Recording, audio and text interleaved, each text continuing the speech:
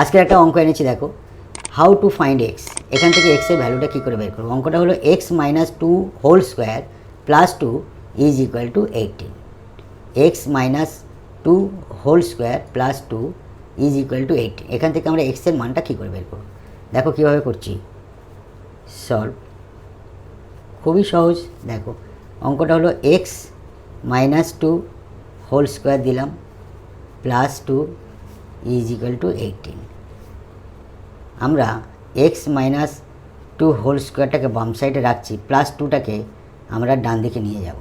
তাহলে নিয়ে গেলে কী হবে, মাইনাস টু হলো। তাহলে এখানে X minus two whole square, এটা বিয়োগ করলে 16 হয়, 18 থেকে 2 বাদ 16। অতএব X minus two whole square 16, অর্থাৎ এদিকে আমরা বর্গমূল করলাম, প্লাস মাইনাস দিয়ে এদিকে আমরা বর্গমূল করলাম। তাহলে এই স্কোয়ার এই রুট কেটে গিয়ে আমাদের এপারে থাকছে X minus two is equal to plus minus 4। 16 বর্গমূল করলে প্লাস মাইনাস 4। অতএব 1 নম্বর কেসে আমরা লিখতে পারি এক্স মাইনাস টু প্লাস 4। 2 নম্বরে লিখতে পারি x minus two minus 4।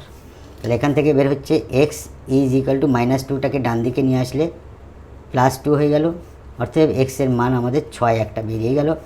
Second মান থেকে দেখো x minus two minus 4, sorry minus টুটাকে ডান দিকে নিয়ে যাব, তাহলে মাইনাস 4 প্লাস 2 হলো।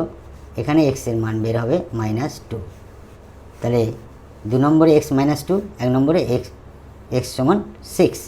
অতএব এক্সের মান 6 অথবা -2। It will be answer. Thank you.